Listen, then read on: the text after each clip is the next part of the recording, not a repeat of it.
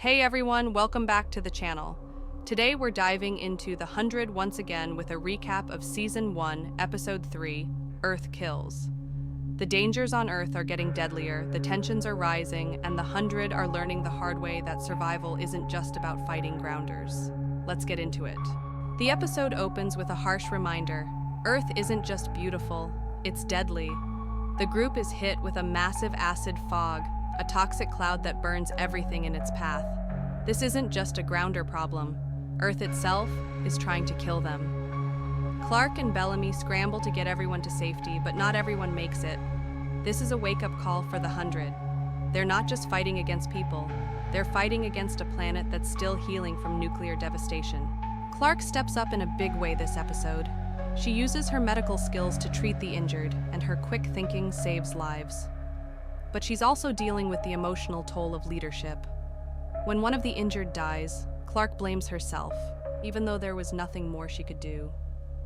Finn, ever the optimist, tries to comfort her, but Clarke is struggling to balance hope with the harsh realities of their situation. Her leadership is being tested, and it's clear she's carrying the weight of the group on her shoulders. Meanwhile, Bellamy is solidifying his role as the group's protector. He's still all about freedom and no rules, but he's also starting to realize that survival requires more than just brute force. When the acid fog hits, Bellamy risks his life to save others, showing a more selfless side of him. But Bellamy's relationship with Octavia is still strained. She's pushing back against his overprotectiveness, and it's clear that their sibling dynamic is going to be a recurring source of tension. Jasper, still recovering from his spear wound, is starting to find his place in the group. He's not just the guy who got hurt, he's becoming a key player. When the acid fog hits, Jasper helps Monty come up with a plan to protect everyone, showing that he's more than just comic relief. It's great to see Jasper stepping up, and it's a reminder that everyone in the group has something to contribute, even if they're not the obvious leaders. Back on the Ark, things are getting even more dire.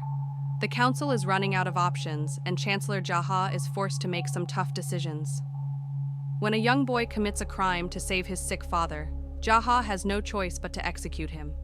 It's a heartbreaking moment that shows just how far the Ark is willing to go to maintain order. Meanwhile, Abby Griffin is still fighting to get to Earth.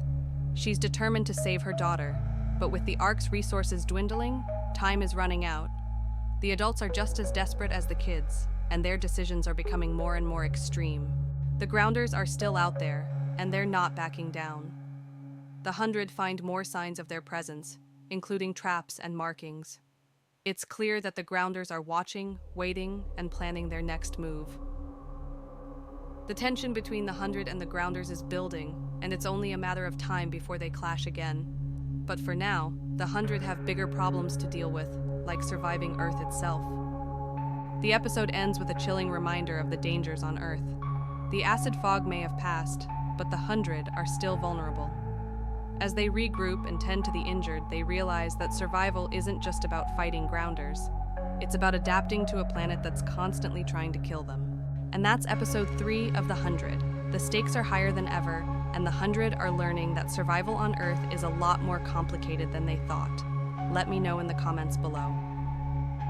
If you enjoyed this recap, don't forget to like, subscribe, and hit that notification bell so you don't miss any future videos. Thanks for watching, and I'll see you in the next one.